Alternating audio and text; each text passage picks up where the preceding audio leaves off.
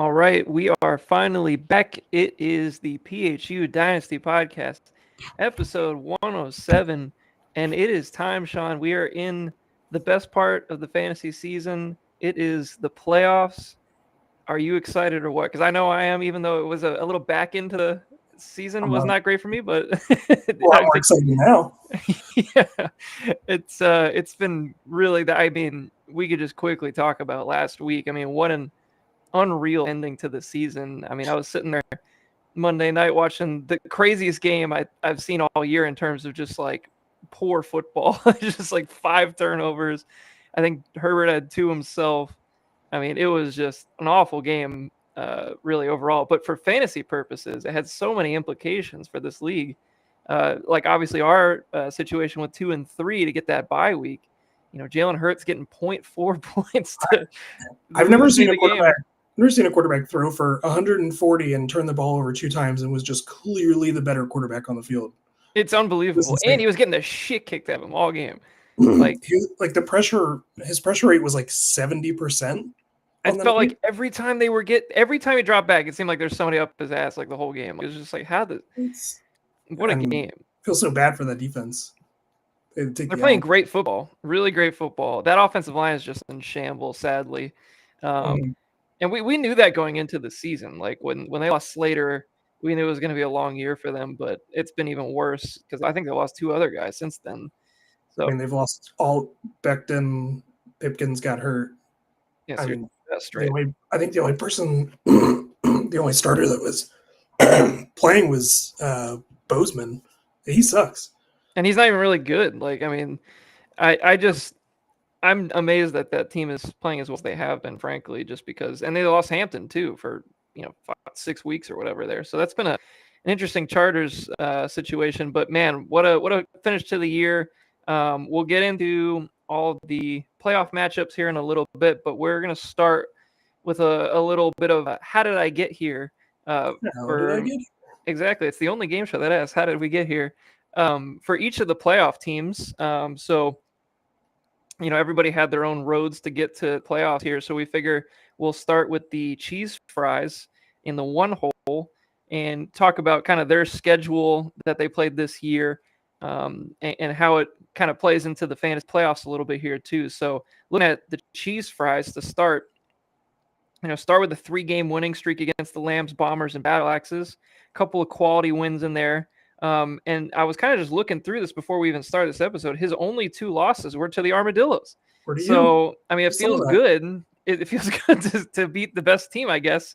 But somehow we ended up in the 3rd seed after all that. So it's very strange. And I think that at the final standings, the cheese fries had 2,119 points, and I was only 3 points behind him at 2,116. So a very, I mean, if that ends up being one of the bigger premier playoff matchups down the road, if I advance and I meet him up with him some point in the playoffs, that's going to be a hell of a game.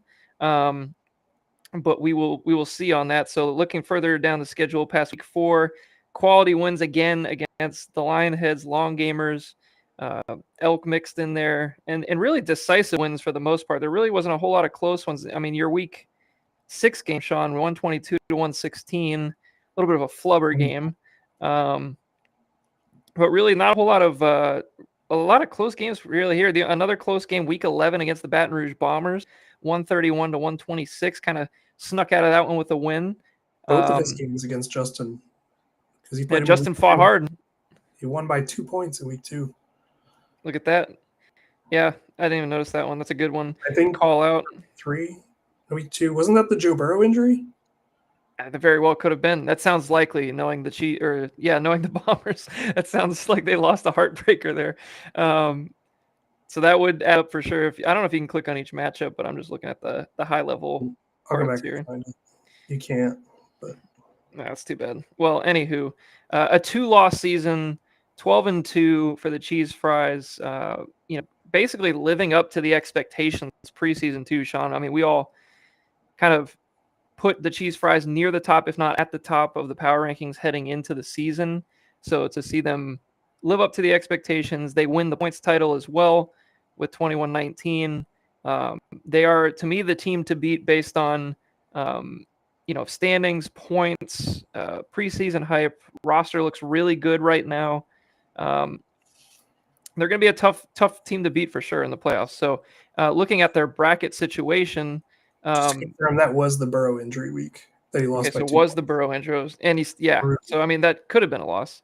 So he's getting the first week bye, and he will be playing the winner of the Lionheads and Battle Axes, two teams that I think that's going to be a great game. Really looking forward to that one, and we'll get to that in a little bit. But that's who he's going to get, and then he'll also, if he makes it past that matchup, he will be in the championship game against the one of the trio of the Elk, Armadillos, or Long Gamers. So that'll be quite a road for sure to get there. But I'm really looking forward to that week 1 matchup between the Lionheads and Battle Axes. So let's go to our next team in the list here.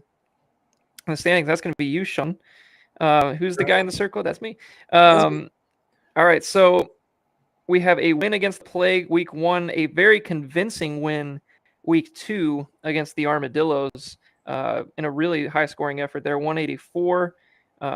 Picking up the win against the Elk week 3, who I think took the week off that week, it looked like, with 82 points. And I will say quickly, I'll put up on the other screen here. I found this site called Brainy Ballers, really fun site, by the way.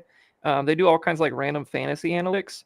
So there is a really good power rankings versus luck in terms of, the all play records and things like that. So it shows that the schedule difficulty down here, the Long Gamers played the easiest schedule according to the list here this year. So that I only want to bring that up because we were just looking at that 82-point performance from the Elk, and that just piqued my interest for some reasons. But it was the easiest schedule. The Lionheads had the second easiest schedule, and then I had the third easiest schedule, tied with the Cheese Fries and Battle Axes. The hardest schedule was the Lambs, who really battled this year. I'll just say that they really fought hard. Obviously, that last week of the season here to knock me out of that playoff spot and still get that second overall pick. It can't be overstated. I mean, what a finish to the year for the Lambs, and that's going to fire up the troops for next year. You're going to be upset next year. They're going to come out with some. They're going to come out with some extra mojo, I think. So, and I do want to give credit to the Elk really quick. Playing one of the league's hardest schedules, still finding a way into the playoffs, despite really kind of being like an early rebuilding team, Sean. Like they're not quite there yet, but I mean, obviously they got a shot to make a run here if they get hot. All right. His team on the right week this year was just as good as any team felt like in the league. Yeah, I mean, imagine if he still had Neighbors and a couple of the guys he's lost to injury. Like this would be a lot scarier of an Elk team, but it's still fighting really hard. So. Back to your squad here. We had a very close loss to the Bombers week 4. Followed it up with a win to the Muskrats week 5. A close loss to the Cheese Fries week 6, which is notable in my opinion, 122 to 116.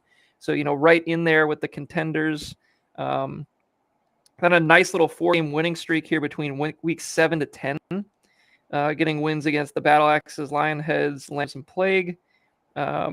Took an L to the Armadillos in week 11, but then followed that right up with 3 more wins against the Elk, Baton Rouge Bombers, and Muskrats to finish out the season. Really, Sean, only one game. Consistency those last 3 weeks, just right in the pocket. I mean, that's what you're looking for heading into that to that first week bye here. I was gonna say you only had 1 week this year where you were under 100 points, so that's gotta feel pretty good, all things considered. Because it like once you get to week 8, there's so many injuries, there's so many things that happen. It's kind of hard to stay afloat, with some of this pop-up stuff and bye weeks and stuff like that. So I feel like anytime you can get over like 110, you're probably doing just fine for the most part. So the last like 4 or 5 weeks, like just a lot of injuries popping up on the team. So still finishing with those 3 wins was super important. Yeah. So the Long Gamers finished the season with an 11-3 record. They get the bye, as mentioned, in a last-second Jalen Hurts fiasco to knock me out of that spot, and now gets the first week bye, which is so coveted in this league. Everybody knows how important it is to get that extra bye. and will face the winner of Armadillo's Elk in the bottom half of that bracket in week 15. I think this whole playoff bracket's it's a competitive bracket. Even the Elk, who maybe are a little bit ahead of schedule, we just mentioned, like, very feisty, and could easily make a run if all things go right. So the Armadillos are definitely not sleeping on the Elk. We'll put it that way. Let's get into my schedule here next. Finished 10-4 with a early season loss week 2 to the Long Gamers, as mentioned earlier. So that was one of the key losses early on in the year. And we go on a 4-game winning streak, picking up quality wins, in my opinion, at least, against the Cheese Fries, 176-159 in week 4, and another good win with a 188 performance against the Battle Axes in week 6. Tough loss of the Lionheads, another playoff team, 121-130 in week 7. A couple of wins against the Baton Rouge Bombers, and a 200-point performance against the Muskrats. Yeah, that was I was going to say that was a 203-78 game, just for the laughing, if you will, almost tripling. That's got to be the widest margin of victory we've ever had. I mean, it's got to be up there. I mean, that's big numbers, big numbers. And then we had a 149-74. So I mean, that's crazy. That feels like a huge margin when you look at the 203. It's like, what the fuck. And then once again, last week of the season, or I'm sorry, we'll go back to week 13. Another win against the Cheese Fries. Top competition. Felt really good to get that win, and the team just didn't really show up this past week, to be honest. Against the Lambs, we had an Achane injury somewhat through what's first half of that Dolphins game, where he was 7 for 92. It looked like he couldn't be stopped. He was cooking. Which really leads into the playoff game, because I don't know if he's going to play this week, which would be kind of shitty, all things considered, because now I don't have to buy. So McDaniel said he could have come back in the game if they needed him to. Okay, that's brand new. It's the first time I'm hearing this. So that's an interesting note. I got him in redraft, so I've been all over it. I'm like, oh my god. There you go. Yeah, I got him in the flex right now, because it's a Monday night game too. So it's like worst case scenario. Like, we're not going to know if he's back or not. So anywho, the Armadillos finished 10-4 with a 2,116 point year, just 3 behind the winner Cheese Fries at 2,119. We got, like I said, that tough game against the Elk. I think they're going to come out fiery. The point projections right now aren't really favorable for the Elk, but I am not taking those. I will not take this team lightly. I feel like every year there's at least like one of these teams in most leagues that kind of just like gets hot at the right time, and maybe this is it. So frankly, I'm not looking forward to the fact that I even have to play a game this week. So I was actually setting my lineups, and this is my fault. I think I did this to myself. I was setting my lineups for the next week to see what the matchups were. Oh, no. And I fucked myself. I was like, no. It's like, and I knew it as soon as the end of the game was coming up and Jalen Hurts was still sucking ass. I was like, this is not going to go my way. I could just feel it. So I did it to myself. Congratulations, you've done that yourself. So let's get into the Lionheads next. And the Lionheads, we'll definitely have to talk to about the trade that was made, I believe, right after maybe week 10 or so, maybe week 11, that really kind of gave that team this extra push here at the end. So let's go to week 1. Opens up with a loss against the Battle Axes, who is his week 1 opponent. Playoff week 1 opponent, 136-109. Couple of wins against the rebuilding Lambs and Muskrats. Lost to the Elk in a close game week 4, 118-111. Cheese Fries, a tough loss there with a 121 performance. Really not a bad performance overall, but Cheese Fries, a huge week with a 190. Then goes on a 3-game winning streak against the Bombers, Armadillos, Plague. Good wins there against the Bombers and Armadillos. Lost to the Long Gamers in week 9. Pretty sizable loss too, with a 98-point performance. Let's see, wins against the Battle Axes again. So he did sweep the Battle Axes during the regular season, for what it's worth. He's facing him here in the first round of the playoffs. So we'll see if Scavelli can get on the board, getting his first win against the Lionheads this year. He split with the Battle Axes. I'm sorry? He split with Scavelli. Did he split? What about they played. He lost week 1. Oh, it was a close. Yeah, you're right. Never mind. I had him backwards. Okay, yeah. So maybe I was looking at something else here. Anywho, so I guess it would be the rubber match then to see who would come out on top. So this is going to be a fun one, and I think it's important to talk about the trade, Sean, because I think that really changed the trajectory of this team. Also, was a little bit of a one of those moves that you make in the middle of the year to really say, hey, I'm going to really try to go for this year.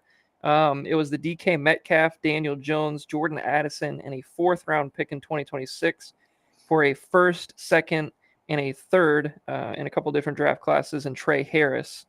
So obviously the Daniel Jones news really fucking sucks for this team. Obviously Penix is down already. I would call that almost a double whammy because of the drop-off at quarterback and also having Jonathan Taylor on his team. Exactly. Yeah, I mean, now you're going to get back to probably the last year version of Jonathan Taylor where you get those stack boxes, not as much running room. There's really no threat. I mean, we're talking about first of all, we can't go any further without talking about Philip Rivers, Sean. This is the most insane shit I can remember. I mean, I can't believe Philip Rivers might actually play, let alone like the fact that he's even playing at all is one of the craziest stories. I couldn't even believe when I heard it on the I put it in the chat the other day before the game when they showed it on Monday Night Football. I was like, Philip Rivers is working out for the Colts, and I was like, this can't be real. I thought this was Adarn Schefter. It wasn't even the Adam Schefter. It's got to be the fake account. I'm starting to believe that this week coming up for them is just a take the L week because they're playing Seattle. Yeah, I mean, he's gonna get killed. I think they might just sacrifice Brett Rippin. And just say like, you go figure it out, and then maybe start like Rivers the last week or something. That makes sense. Yeah, because they still have 3 division games left because they still have to play. I believe they play the Jaguars? No, they already played the Jaguars. They still have the Jags and Texans on their schedule again. So those are the more. Oh my God! Could you imagine? Wait, isn't the Texans the last game of the year? Could you imagine a 44-year-old Philip Rivers to try to make the playoffs against the Texans defense? It's gonna be like a movie if he actually wins that game. I wish it was week 17. I've got the Texans defense. I saw somebody. Oh my God! Seriously, I saw somebody on Twitter like make a post. It's like if there's ever been more evidence that we need a like senior bowl, not like a college senior bowl, but like an actual senior bowl where like just washed up people play like 1 week, like the Pro Bowl week. So it's like you get Matt Ryan out there, you get like all the old washed up guys that get out there. It's like I would watch the shit out of that over the Pro Bowl, and I would bet on that shit so hard.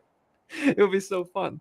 But this is, I mean, unheard of. And a 44-year-old. I mean, did you see the video of him throwing today?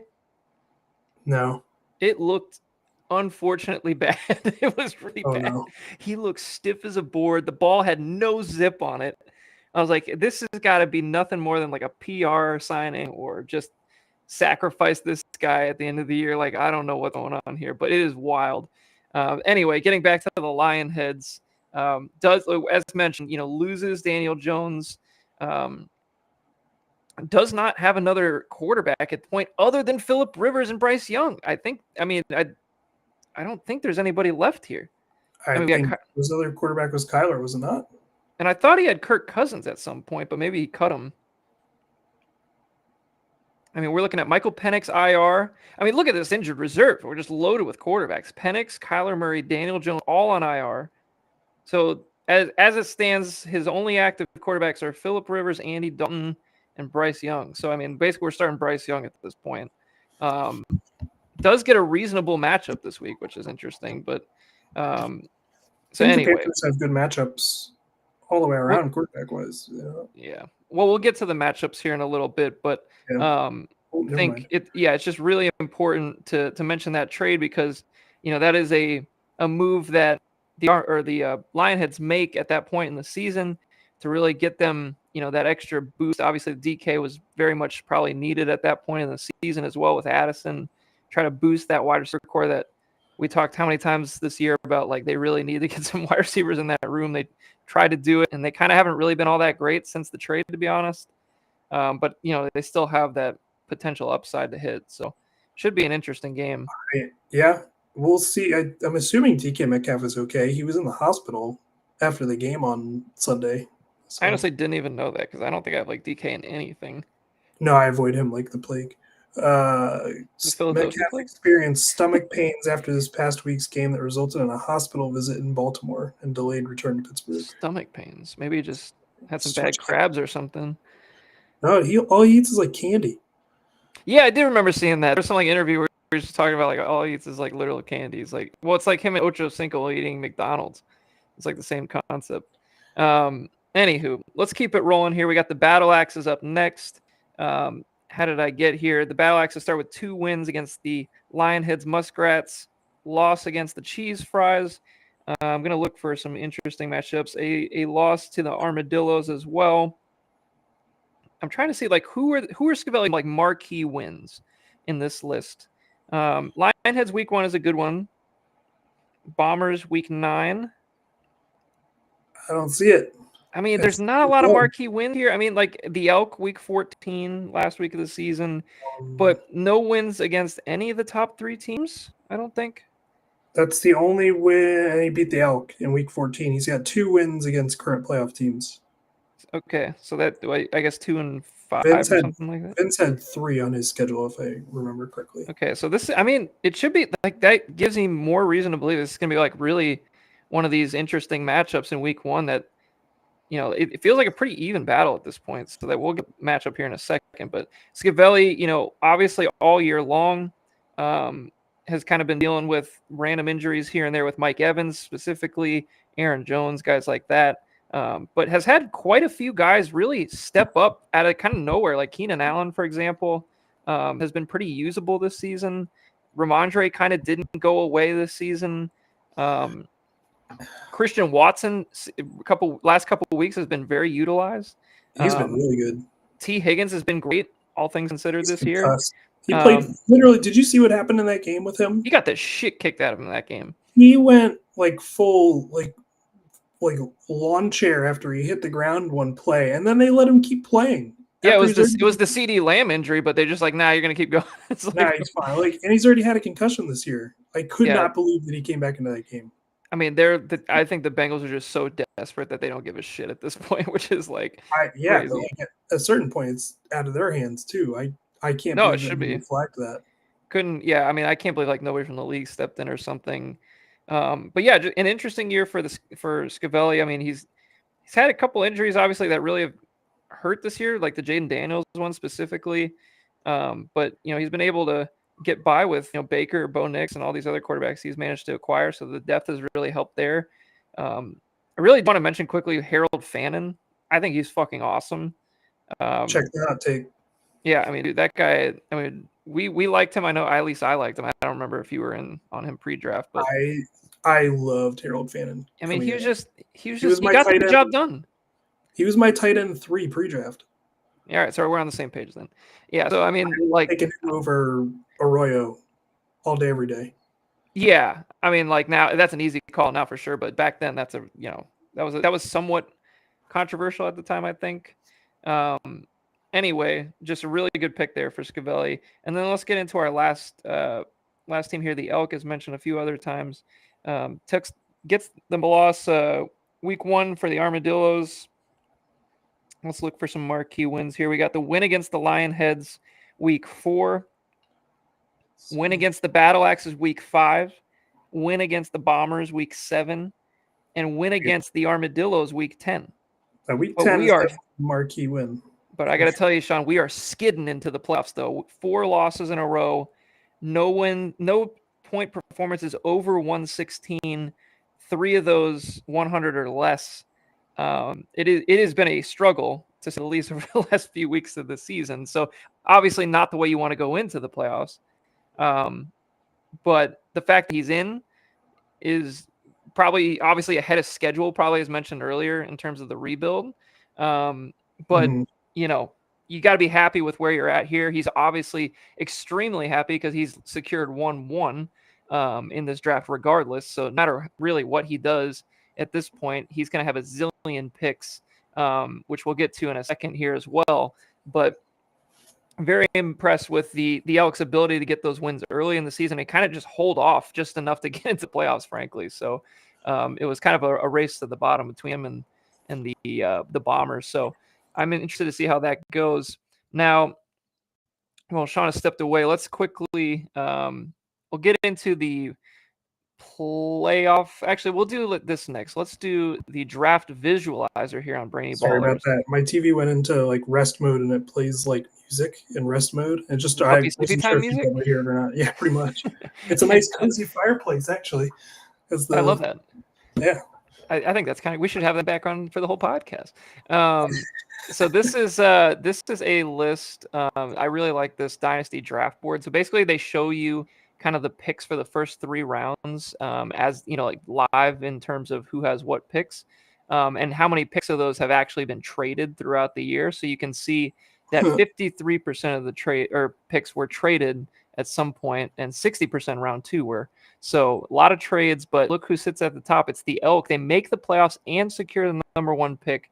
They also right now are scheduled, if they lose this opening game here against the Armadillos, they'll have the number 5 pick. So really good. And then they also have the Long Gamers first round pick, depending on how you finish. So that's going to be, that's going to be 7 or less at least. So should have 3 solid first round picks, it looks like, and plenty of capital in round 2. I mean, he's got literally 2-1 because of that Muskrats trade as well. So he gets 1-1 and 2-1, 2-3 as well from the Plague. So tons of capital there for the Elk. Premium capital, I should say, because I always consider premium capital to be like 15 picks in. So really, I mean, based on how the playoffs go, he also is the Battle Axes second round pick. So if the Battle Axes and the Elk lose in the first round of the playoffs, he's going to get picks 5 and 6. I'm sorry, 5 and 6 in round 2 as well. So that's all going to be really good capital, all things considered. And while we're here, we can talk about some of the other first round setups here. So the Lambs secure pick 1-2. They also have 2-2 and 3-2. They also have the Muskrats 3-1. So quite a few picks here for the Lambs, and they're going to be rooting against the Battle Axes here in round 1, likely because of the first round pick trade with the Battle Axes. So that should be interesting.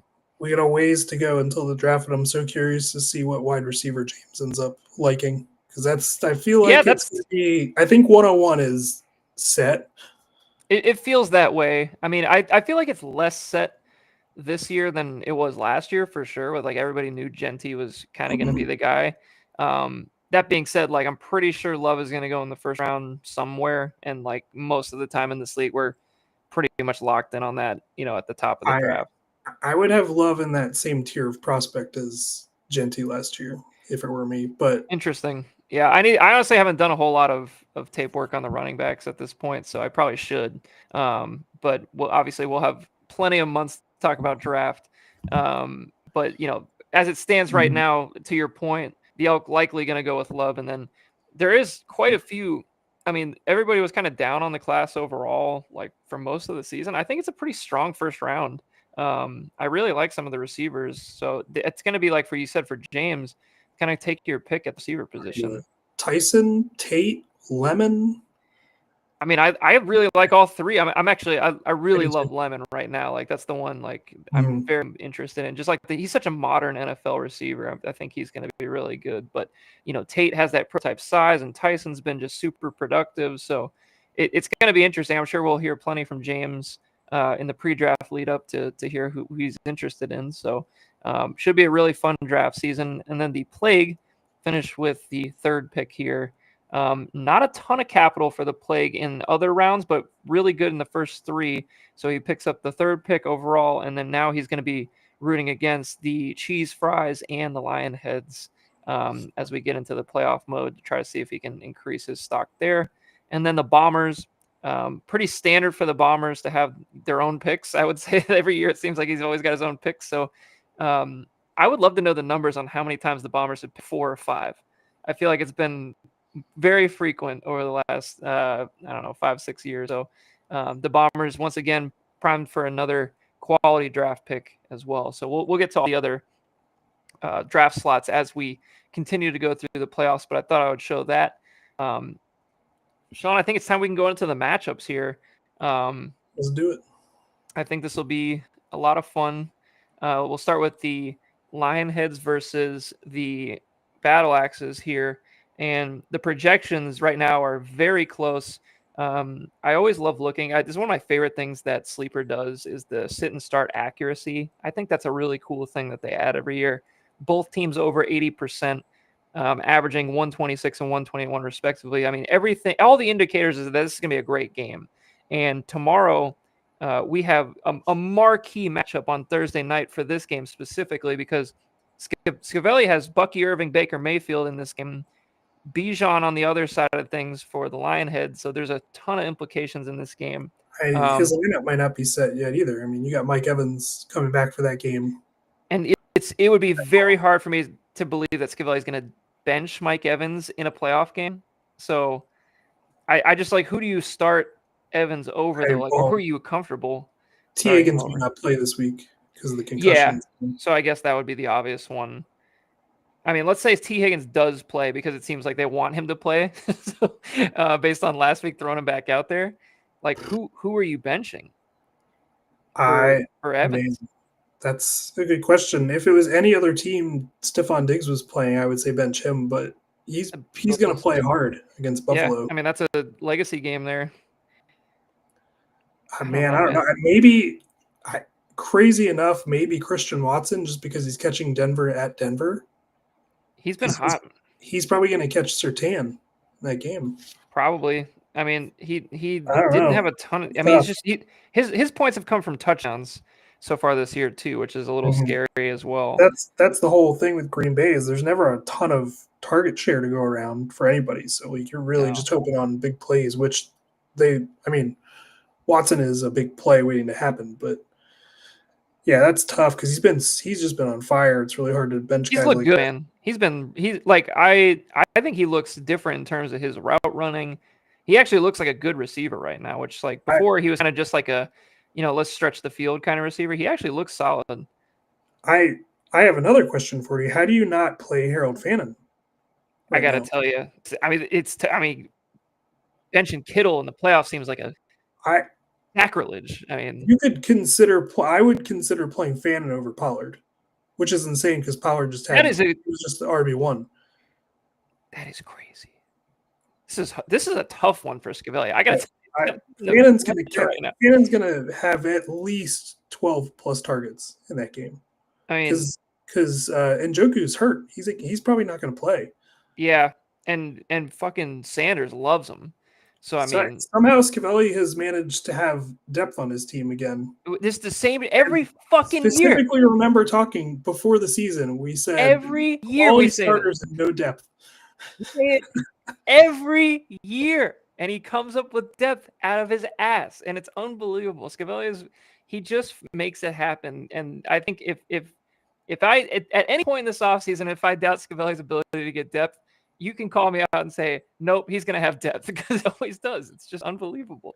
I will say, quarterback-wise, Baker's been rough. So I saw a stat the other day that Baker has now, since the bye, not since the bye, but the last 4 weeks in a row, he has not gone over 200 yards. He's only had one touchdown in each of those games.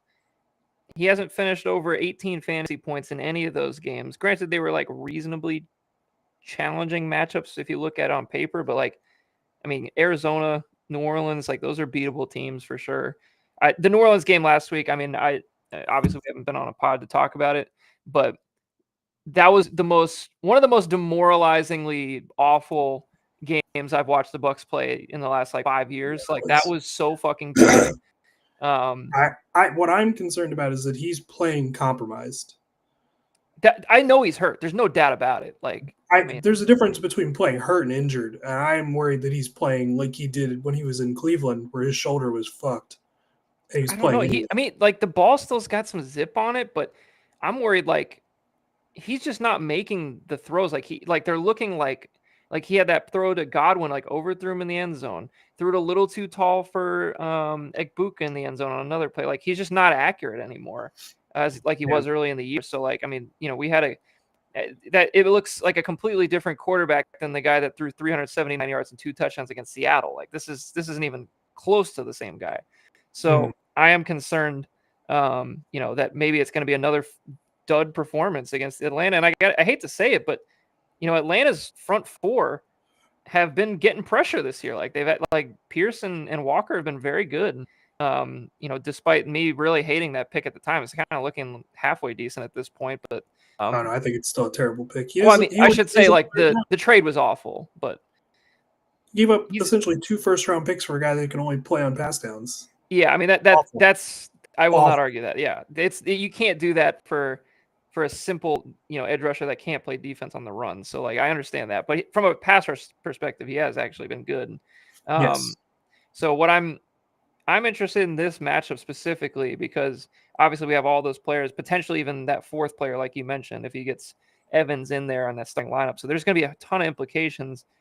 I just don't trust the Bucs to do anything right at this point. I mean, they lost 4 in a row.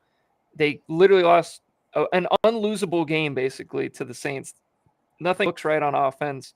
Even Bucky Irving, like coming back, he hasn't really been a huge factor in fantasy yet. I don't know. I'm concerned. The only thing I can say is that the Bucs and Falcons played Thursday night last year, and I'm pretty sure there was like 900 yards of offense in that game. Yeah, that was the 500-yard. That was Kirk Cousins game, wasn't he? That was Kirk Chains. Yeah, that's another thing. So like, I mean, that's like Kirk Cousins could shred us, and it could just be a shootout, like you said. So I mean, London's out. He was already rolled out, which is brutal for my redraft team because that was the only hope I had. So. I mean that team is so fucking bad, and the only reason I even got in is because those 4 weeks that London blew the fuck up. Just like there's really no chance now. But yeah, and then on the other side, I mean Bijan. First, I think we've talked about on this podcast quite a bit in previous weeks, but like Raheem sucks. Like he's got to go at this point. Like that whole regime is gonna get flipped out of there after this year. Yeah, it might keep like DC. That is the only person that Ulbrich has been good. Yeah, I mean, just that situation is so challenging for Arthur Blank because you have the giant investments at the quarterback position. You still don't really know if Penix is any good, and he's on his 4th ACL injury or whatever the fuck it is. Raheem isn't good, and the offensive coordinator literally is telling people his plays. It's just such a tough situation. Like, I don't know what you do. I think you just got clean house at this point because you're just giving away. I mean, the fucking GM, like you said, gave away 2 first-round picks for a passing down specialist. Like, it's kind of unexcusable what they've done. So, anywho, let's see here. Anywho. All right, so what other matchups in this game are staring after the page at you? I just think, all of the fucking Lionheads matchups are tough. I mean, Jonathan Taylor against Seattle with a potential Phillip Rivers start could be the worst possible situation. That's brutal. Zay Flowers at Cincinnati looks good, but like the top receiver every week that goes against Cincinnati does nothing because DJ Turner has turned into like he's actually good. Yeah, he's like reminds me of you remember Nnamdi Asomugha when he was on the Raiders? Yeah, dude, that's a great name drop. I haven't heard that in a while. I literally, because teams knew they could beat everybody else on the team, they just didn't attack him. And that's kind of what's happened in Cincinnati, where they literally just throw at everybody else. I also like the this is another cheeky little part of that DeAndre Swift trade with Alex early in the year, but that Jacoby Myers has been very usable for this team over the last 3 weeks. He's had 10 points or more in each of the last 3 weeks, and he gets kind of an ailing Jets game here. So the definition of a Liam Cohen receiver to me, he's like budget Chris Godwin. Yeah, he's just like that slot guy that give him a bunch of target and he'll do exactly what you need him to do. So I mean that's worked out very nice in terms of like a depth trade from early in the year. Scary Terry, man, what a year for him. I mean, great matchup though. Like he's gonna be if they're gonna win, like McLaurin's gonna got to be good. It's gonna have to be a big game. Yeah. I mean, he had 14 targets against Denver 2 weeks ago, so like, it's not a target issue. And Zach Ertz is out now too, so I mean, it's even more for him. So Poor guy. he's gonna. Yeah, I feel terrible for him after that trade. That was so sad to watch him cry off the field like that. But Trey McBride, we can't go any further without saying how good this guy has been this whole year. I mean, he's literally a target hog.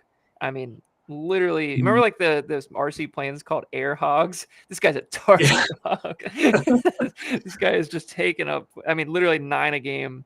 He hasn't had less than 7 targets in any game this year. That's crazy.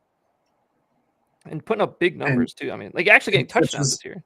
Catching the Houston Texans defense week Tough. 1 of the playoffs. Brutal. Tough run there. It's tough, dude. I mean, he's gonna get his numbers, I still think, but it might just not. It might not be the 115 and a touchdown game that we've gotten kind of used to at this point.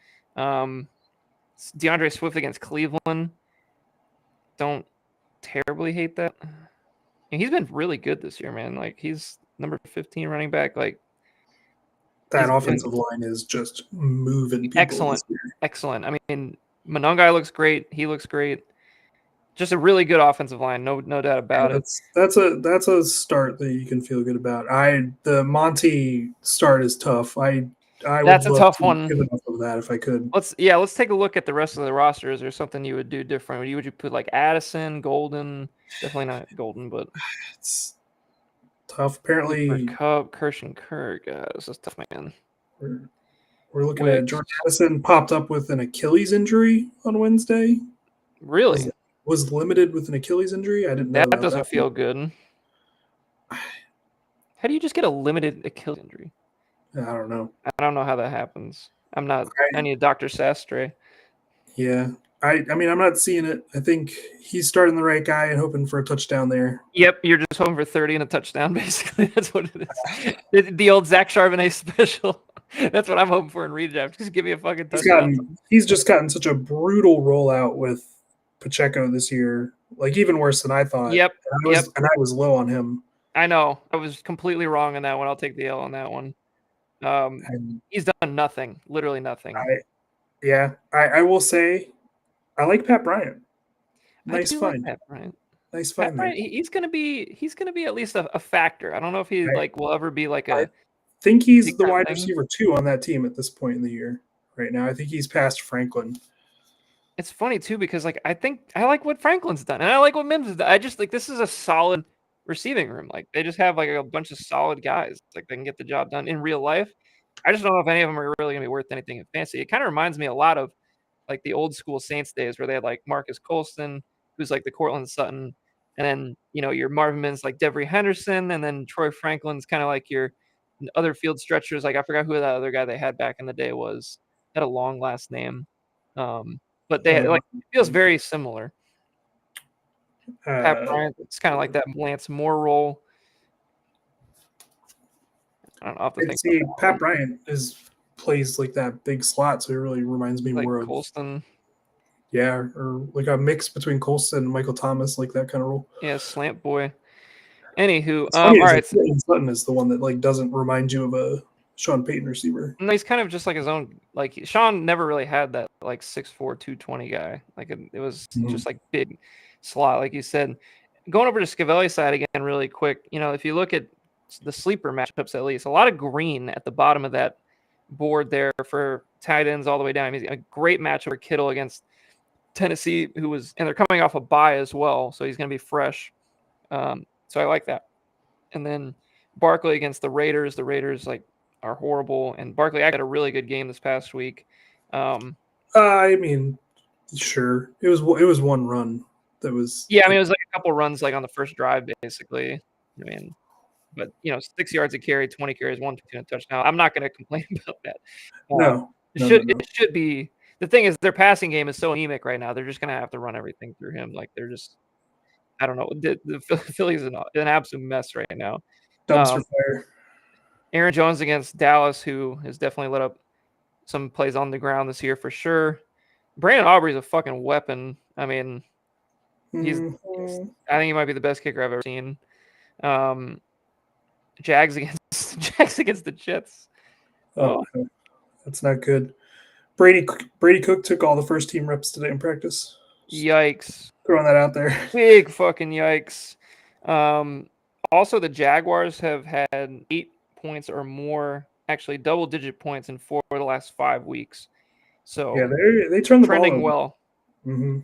Trending well. And then the other side, you got Steelers against Miami on Monday night. Steelers have had like a couple of like big blow-up games, but then they've also had like big stinker games too. So that should be kind of an interesting volatile one there. It's just a great Monday night mid-off right there. It really is. It's a great Miami can't beat playoff teams. The Steelers make the playoffs but can't beat any of the teams in the playoffs every year. Sounds about right. It's a beautiful thing. Baby. Every year. Nothing changes. All right, Sean, let's pick the winner. Who's gonna advance to play the Cheese Fries in round 2?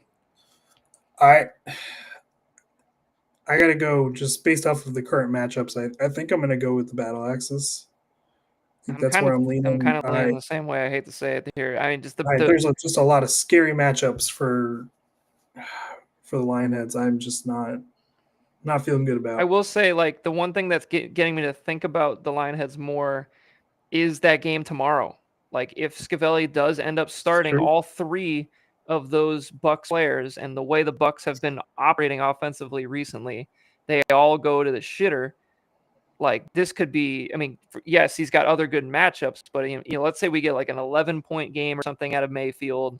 Bucky turns in like 60 yards or something. Evans gets 40 yards. Like, we're in a hole. We're absolutely in a hole. So I'm a little concerned it could go that way. And if that happens, I would feel a lot better about the Lionheads' chances. But right now, Derrick Henry against Cincinnati late in the season, potentially a snow game, like one of those type of games like that feels like a Derrick Henry legacy type game waiting to happen. I love Kittle against Tennessee. Might get Fannin, like you said, if he changes things around. I just like it. I like the options for Scavelli a lot more, at least in terms of like the flex options that are available for him too.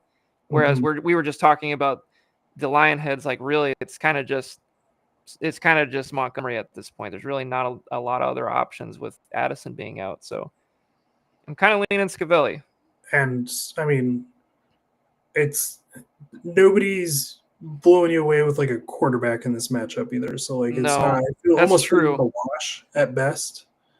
Maybe if that actually makes me feel a little better about starting Mayfield. Yeah, I was gonna say like. And Scavelli's other options at quarterback aren't exciting. So, like, you just kind of roll with Mayfield now that he's got kind of the guys back. I'm assuming Wirfs is coming back this week, too. So that's helping. Like, would you consider starting Bo Nix? No. I mean, he's been last 4 weeks, he hasn't had over 20 points. I would consider Rodgers before Nix. Wow. I mean, Rodgers, like... I was gonna say I don't think he's had a single game over like 30, has he? He had 2. That Green Bay defense against Bo Nix just is scary. I think that's gonna be a very low scoring game. I would not be surprised if that was like a 17-13 game. Mm-hmm. All right, so we're gonna go at least on the podcast with Scavelli here. Let me know, guys, I would love to hear your picks out there in the chat or in the Discord. We're gonna go down to the Armadillos versus the Elk next. So this is a interesting week for the Armadillos. I feel like I want to punish Jalen Hurts for such a bad performance and start Brock Purdy against a really bad Tennessee team. So right now that's what I'm leaning towards. Interesting. Okay. It is interesting because everybody says start your studs, and that usually fucks me when I bet. I think there's a third option in that category, but there is. It's concerning though. It's really concerning. If you're strong enough, I don't know, man. I would consider Mariota. Mariota, exactly. Dude, that matchup is juicy as fuck. Mariota's been QB1 multiple times, like this year. He's got a QB 6, 9, and 3 finish this year. I mean, he hasn't been bad. He's been very serviceable, frankly. I just don't know if I have the heart, Sean. It's gonna be a tough one. If I'm being realistic, I think you play Hurts because I think.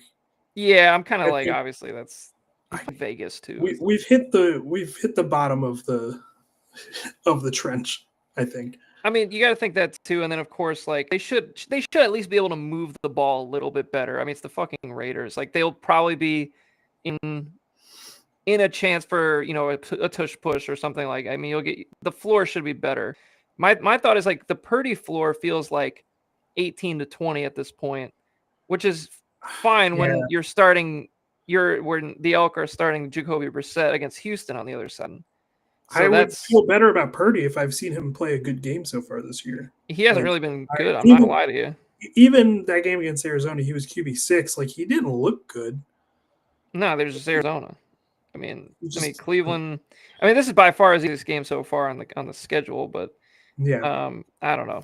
Shador threw for 360 on Tennessee, so I guess that's kind of where I'm going. Like that was the stat that was like, oh, if Shador could do that, then come on now. Like, what are we doing, Purdy? So, and then also the potential stack of like a passing touchdown to McCaffrey would be kind of cool. But I was gonna say, hopefully he doesn't get just all running touchdowns by McCaffrey, but it doesn't matter when you've got McCaffrey. It does feel better. Yeah, it's gonna be an interesting choice, I think, between him and Hurts. Like I think I'm really leaning Hurts just for the start your studs mentality, but we'll see.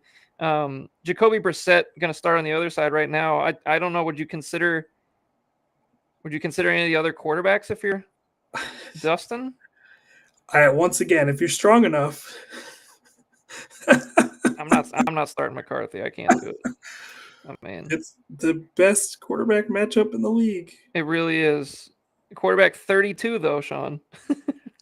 I mean, he did have a pretty good week last week. He looked okay. You could consider. Stroud. I think Stroud is very playable.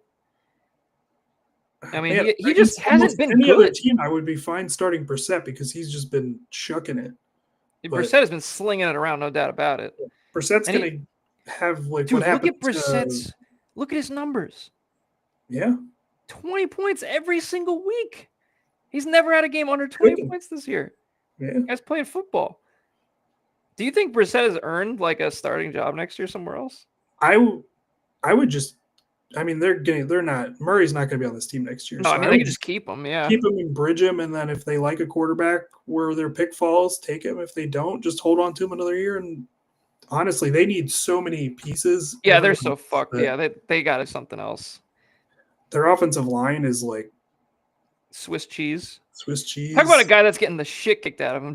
Apparently, they don't need a receiver though, because Michael Wilson is just—he's a stud only when Marvin Harrison doesn't play. It doesn't make any sense. It doesn't. They use them so poorly. Yeah, like that. To me, you got to get rid of that fucking OC. If you got Michael Wilson blown up for 119, 120 every time, like you're not using him correctly. Clearly, there's something there. They just can't figure out how to do it. So yeah. And they're like play action heavy, and they have absolutely no run game. So like, invest in the interior offensive line and just find a running back. Because unless you think Trey Benson's going to come back and be that guy, but it's not. That ain't not going to be me. It's not going to be me, guys. Yeah, I don't know. I'm very impressed with Brissett's numbers. Though this is the toughest match of the year, though, so far. So we'll see. I can't get there with it. I think Brissett would be.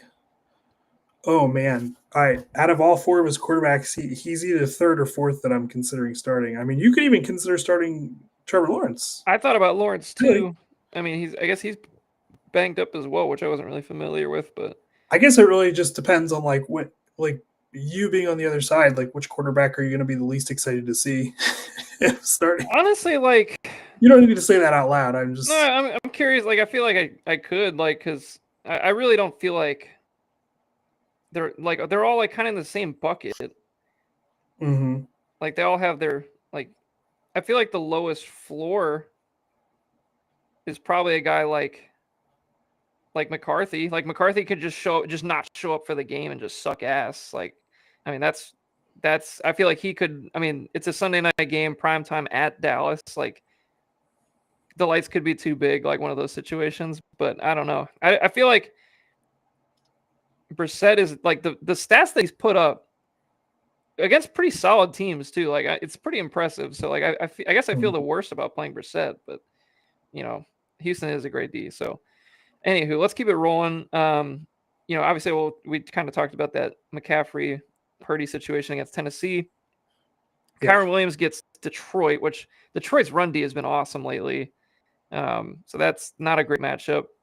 Yeah, this is gonna be a Stafford to the wide receivers game all day. Yeah, I feel like a Devontae Adams game could be very, very huge. Don't want to waste it on the bye. Come on. Yeah, exactly. Ashton Genty has not really been good over the last couple of weeks. Yeah. Yeah. I refuse to blame Ashton Genty for what's happening. No, this is not Ashton Genty slander. I'm just saying for fantasy purposes. I mean, we're talking 3 of the last 4 weeks. He's had less than 6 points. He had the one decent week against the Browns with the receiving touchdown. But I mean, his yards per carry this year, 3.48. That line can't block anybody. The scheme is awful. I don't remember tendency-wise what Kenny Pickett likes to do, but I know Kenny Pickett is going to be the starter this week in Philly. I don't know. I don't remember if he's a big check down guy. Either way, it's hard to feel really good about Genty at this point, just based on how bad that line has been. But Philly isn't the hardest matchup, so he's got a shot. Going down his list some more. I guess we could go to Buka because he's also kind of tied in with that initial discussion about the battle axes. He has not really been good recently. I hate to say it. I mean, as a Bucs fan, he's dropping passes. Doesn't really look like he's got it looks like he might have hit that rookie wall that they always talk about. He was so ready for the NFL that he's already in his sophomore slump. Yeah, I mean, I could not agree. And he's getting the targets every week. I mean, he's got 9, 8, 8, 8, 9, 9, 9, 13, 12, 9. So that hasn't been the problem. It just hasn't. It's been a lot of 3 catches on 8 targets, a lot of that, and that's just not going to be good enough. I mean, they need to get him they need Evans to be the X, right? So that he does not have to do that, because that's about I mean, he can do everything on the field, but that's just of the 3 wide receivers positions, that's the one I would least like to see him in. Yeah, and frankly, since Evan has been hurt, his numbers have not been good because he's playing probably a role that he really shouldn't be. To me, he should be that Chris Godwin role, that chain mover, kind of make a big play every once in a while kind of thing. So, I mean, last 4 weeks he has not had over 4 points in any game. So, I mean, I just don't believe in it this week. It's hard to believe in it. I can imagine for the Bucs, an ideal scenario is that all the 4 main receivers plus a Tez or Sterling or somebody like that, nobody's really playing more than half the snaps on offense because of the depth. Yeah, I mean, you can just interchange all those guys. And that could be a good thing for everybody too. So I'll be curious to see how it's kind of rolled out on Thursday, because Evans and McMillan are playing. They're active. Yeah, I mean, to me, if you're thinking about just the Bucs in general, there couldn't be a bigger like must-win game right now than this one. You just came off a must-win game, you couldn't win it. So now what? I think this is such a pivotal week for the coaching staff, for Grizzard to come back next year potentially, for Bowles to even come back at this point. It's an interesting discussion. So they really got to start showing up and Buka's, he's your top pick. He can't be dropping passes. He can't be fucking up. So and the snap count is getting lower. So it's not, the trend is not going up for Buka at this point. So that's the problem. That being said, couple of good solid matchups here coming up though. We got Devontae Smith against Vegas, which they cannot stop the pass whatsoever. So I'm just intrigued to see if Jalen Hurts, and that might be another reason to start Jalen Hurts, frankly, to have that offsetter. Can you pass? That's the thing, is I don't know. I haven't seen it recently. I'll say that. The guy has won a Super Bowl MVP, and I still don't know. So, and he looks so good in that Super Bowl. It's just crazy. It doesn't make any sense. Tyler Warren is going to be he's been not good lately either. No, really not good at all. Actually, he hasn't had a 10-point game since week 7. Loses Daniel Jones and is going against Seattle, which apparently Seattle's good against tight ends, or not very good against tight ends. The second best match. If Cincinnati didn't exist, they'd be the best matchup for tight ends in the NFL. That's so interesting. I didn't even really know that. So I mean, it just kind of to me, it's a mid matchup there with Warren not really producing, and then the quarterback situation. Zonovan Knight against Houston, that's going to be a Warren tough could one. be playing quarterback in that game, for all we know. Honestly, why not Wildcat and just run that? Fuck it. He's been their emergency quarterback all year. Why not? I would give it like. Would you? I would rather probably see that than I want to just like intermix him and Rivers. That'd be awesome. That'd be like the best. That would be the most fun scenario. Honestly, if Rivers plays, he's gonna get Taysom Hill in the red zone. I wouldn't surprise me Oh at all. yeah, no, not even a little bit. I would love that. From a like when do they play that game? Is that a 12 o'clock game? It's a 3:25. That is gonna be much watched television. That fucking Seahawks game. I can't wait. In Seattle too. Oh man. Oh That's Jesus tough. Christ! What a fucking first. That is gonna be incredible. Chris Rodriguez questionable. I didn't even notice he was on the injury report. He missed practice with a groin injury today, so that doesn't feel good. Bill, dude, what happened to Bill? What happened? He's dead. They too much too soon, and everybody else got hurt on the team. I think it was bad timing. I feel really bad. I loved him. I really loved him. We're not giving up. No, Lad McConkey. He's been a little bit up and down this year as well. Just like one game here, one game there. I know Lad's good. That Herbert just has no time to do anything. No, I mean, I don't think it's definitely obviously not a talent situation. Apparently we just added a kicker. He added the Rams kicker today or recently, so he's got to put him in the lineup. And then Giants or Commanders against Giants. That's an interesting one. I actually do not have good matchups this week for defenses, so we can start there for my team. Browns get Chicago, which is like okay. Chiefs home against the Chargers is good.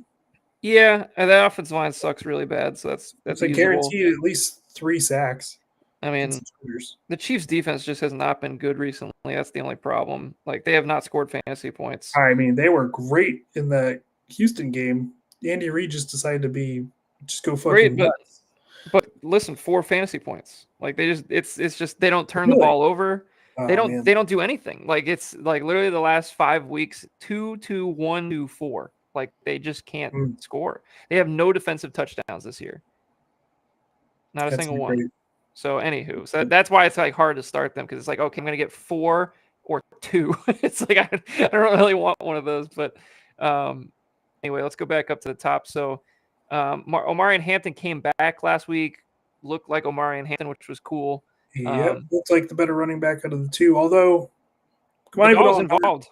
Yeah, way to wait until I have to drop you, you asshole. Son of a bitch.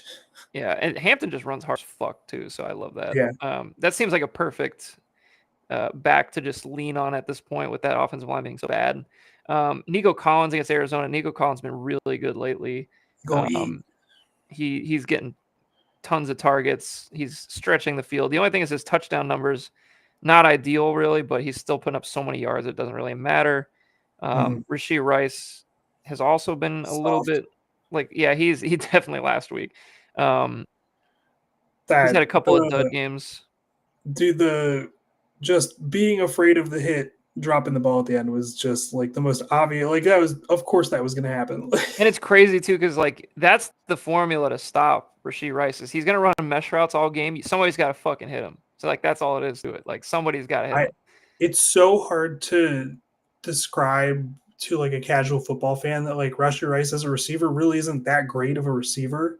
But like he just does that one thing good at, he's really good at. I mean, he's incredible after the catch. Like he for a taller receiver, like he's so elusive. Like he's very, very strange. Like I don't remember a receiver like him really at all. Like over the last like 10 years, he just kind of does his own thing. He's like a bigger guy that does meshy concepts and is incredible after the catch. Like what's that? What? Kadarius Toney? It's a name I never thought I'd hear again. Also, we got our annual George Pickens crash out game last week. That was exciting. Yeah, fuck Richard Sherman. I just hope it doesn't linger into this game. I don't think Lamb is playing again, right? He was back at practice. Wow, that was a rough injury. It was a mini bye, so yeah, that's true. Yeah, so he might play. I mean, either way, like he was getting his points with or without Lamb, but yeah, brutal matchup though. Minnesota tough matchup, really, and he's coming off the crash out game, so that's a little scary. All 3 of these, like Rice, Pickens, not ideal. Bowers are all tough. Yeah, Bowers, he's been so fucking good though. Every time there's like a highlight of Brock Bowers, I'm like, Jesus Christ, how did he catch that ball this time? He's so good. I think DeJean is just going to get put on him the whole game. It would be the logical thing to do. The nice thing is, last couple of weeks he's had touchdowns, so yeah, he's been productive at least. But Jaylen Warren had a nice week last week, getting 12 points despite having like no rushing yards, so that was kind of cool. He's had like 10 or more points in the last 3 games, so he's probably going to make the starting lineup. Achane is the real question mark with the health situation. Would love it if he played, and then Jameson Williams. Ever since that, it's a mystery box. Yeah, like that 0 catch game against the Bucks, he was smoking people for 3 straight weeks, 12, 18, 15, then had a 0 burger again against the Giants. So based on pattern, we got one more good week before he zeros. It wasn't even that it was a 0 burger. It was a 0 burger in a game that had over 900 yards of offense. And he played 97% of snaps. So like, what the fuck happened? Like, that's like got to be one of the weird, like just the weirdest stat lines with context. Makes no sense at all. No fucking sense. And I think I started him that week too, and I was like, why? It's like, why did we do this? So he's just one of those guys that's hard to bench, because when he does go off, it's like, oh my god. I know. Trust me, I've had him in Galactic all year. It's been a fucking nightmare. It's been a whirlwind for sure. And at this point, of nightmares on your bench, should we talk about Justin Jefferson? I think it's time to talk about Justin Jefferson. I mean, we haven't talked about him in weeks. Oof. And really, there's been nothing to talk about. He's been terrible. He's been, for fantasy, he's not been good. Like, obviously, everybody knows Justin Jefferson is good. The playoff schedule, though. It's disgustingly good. It's so good, and that's the problem. That's the problem, Sean. Can I talk you in to starting him over? You don't have to talk me into starting. Like, I have guys, like, I could consider benching Warren, because he is literally just like a guy at this point. Like, he's not blowing up anything at this point. And I could consider starting him maybe over Pickens or Rice, maybe. I'm looking at Pickens, and Pickens is coming off that crash again. That really hurts. If Lamb doesn't play, I'm really looking at Pickens to get benched. That's crazy. Because I think Pickens is better. I think he's just much easier to get the ball to when Lamb is out there. Yeah, it just opens up space for him. I mean, it's like people aren't so hyper focused on him. And then on top of that, like, I got other guys I could play. I mean, I got Dune might be back against Cleveland. I've got Rico against New Orleans. I've got Kyle Monungai. Like, I have options. So that's the thing, is like, this is the time of year, like, when you have all the depth, it's like, yes, it's nice to have, but now I gotta figure out who to play. And it's been pretty easy to figure out who to play this year, because of the running back spots being so locked in for my team with McCaffrey and Achane. Like, I haven't really had to think about that too much. And frankly, the receivers pretty good. I actually started Jefferson most of this year, despite him not really playing well, just because of the name value. But lately, it's just been like, I benched him last week, and it really wouldn't have helped me win. It would have made it worse. So it's like, I don't feel like I'm losing anything at this point benching Jefferson, which is so crazy. But we'll have to see. I'm going to come up with some tinker stinkers tomorrow probably, and see how it ends up. Yeah. But there's a very high chance that one of those Carolina backs or Monungai is going to just leave a good amount of points on your bench this week. Yeah, like I have a good feeling, like, especially that New Orleans matchup. Like, I have a good feeling that one of those, like you said, like Rico might get that early down touchdown or something like that. So it's going to be interesting. And yeah, I mean, we got 2 really interesting games. Sean, who are you going to pick in the matchup? I'm not going to pick my own team. I feel like that's stupid. So you can pick for me. I'm going to take your team. Yeah, I'm just looking at the flex options specifically right now. And, you're looking at Zonovan Knight, Chris Rodriguez. Zonovan Knight's coming out for Ted McMillan. Like, how is Ted McMillan? We didn't even talk about Ted. I didn't even notice he was here. Good call. Yeah, I mean, Khalil Shakir probably going in there, I would imagine. Probably, yeah. The Bears defense probably going in there for the Commanders of the Giants. Commanders shouldn't even be rostered. That defense is a fucking atrocity. They're one of the worst. That team is just bad. They're a bad team.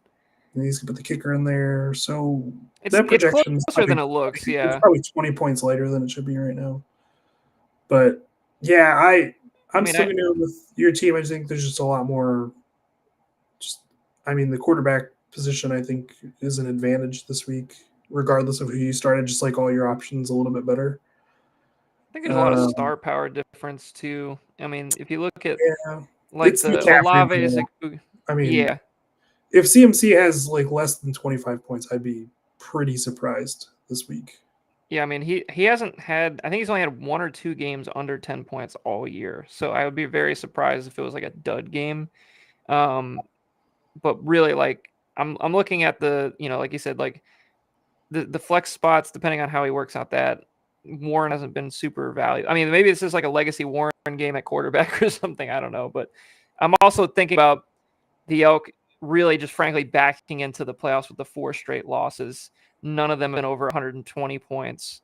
I feel like that probably gives me the edge. But, this is definitely not a team. Like I could see where this works out, though. Like you said, put in Tet. Start the right quarterback, maybe get Genty to bounce back a little bit. It's possible. So out of the 2 games, obviously, I think this one is a little bit more lopsided, but the Lionheads Battle Axes game specifically is the must-watch television this week. And I was going to ask too, whoever's watching the podcast, maybe I'll put in the Discord after, is if we want to do anything for the Tank Bowl, I would be willing to see if we want to make that interesting. I know that we have a couple teams on bye that might want to get involved or something like that, but maybe we could do something for the Tank Bowl. I haven't really come up with any ideas or anything, but after talking about it throughout the podcast, it's like we can do something to make those games interesting and fun, maybe. And then if there's any other ideas you have for content as we move through the plus, please let me know. But this is going to be a fun week. Next week will be even better with the getting so close to the championship here, Sean. But any other comments before we sign off here? I don't think so. Sorry, it's been so long since we potted. I can't speak for your schedule, but my life has been busier than I was expecting it to be the last few weeks. So apologies to everybody. Yeah, same on my end here. Yeah, just it's been tough to get the right time on a Wednesday, Tuesday. But we will try to keep these rolling here throughout the playoffs. And then, of course, we'll keep them rolling for all the offseason like we always do, just to keep things fresh and interesting. And we have plenty of draft talk and things to come up. So looking forward to it. And good luck to those in the playoffs in all of our leagues this week, not just this one. A lot of stuff going on in Galactic and going on in Redraft as well.